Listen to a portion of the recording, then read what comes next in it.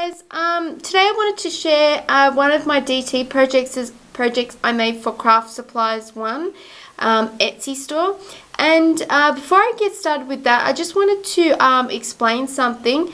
There was a message that was posted on my wall. There's a business that's closing down in the local area that's a scrapbook store, and people, because it was posted on my wall on Facebook, people assumed it was posted by me, and a lot of people think that I'm now quitting scrapbooking or closing down basically, and I just wanted to put it out there that I'm not. I love my scrapping and I would not quit it for the world.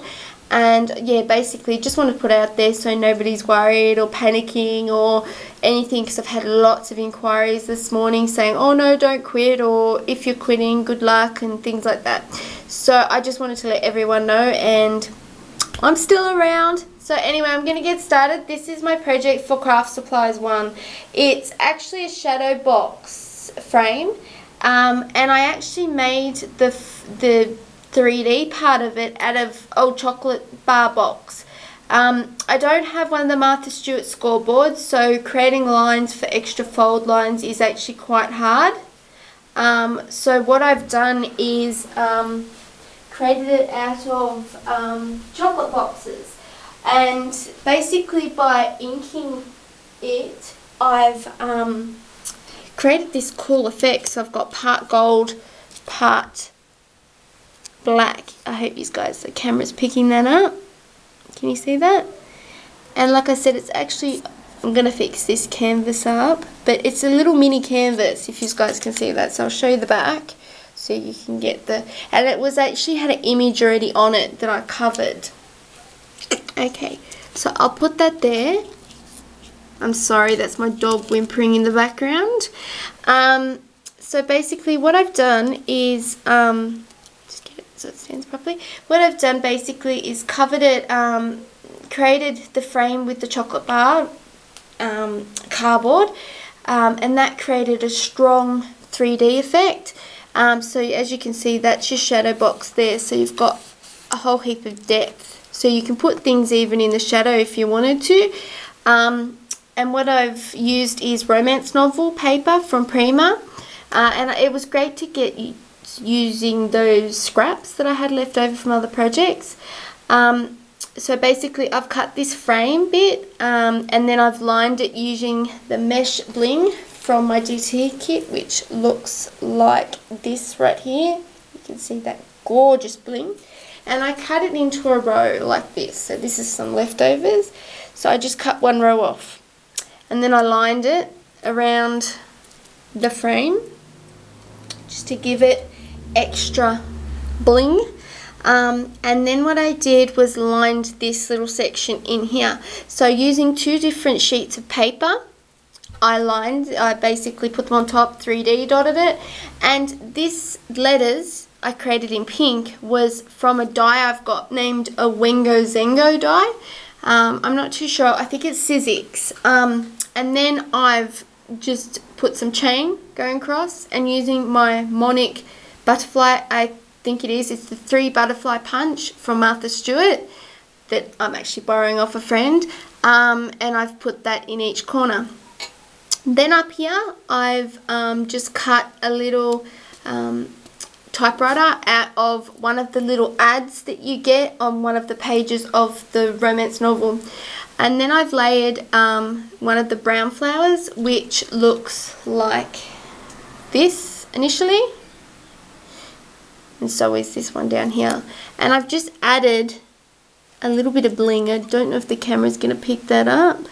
I just created out of some of my perfect pearls that I do have. I just put some water, and just to give it a bit of a glittery look, I've just put a little leaf from I'm Roses, and I've got these two from Craft Supply. So again, that's the brown, so that's that one and that one there. I've used here and here and here this one, which I absolutely love that one, because it just looks like a bud too, so you can have it wherever. I use this one right here, and that's this one and that one.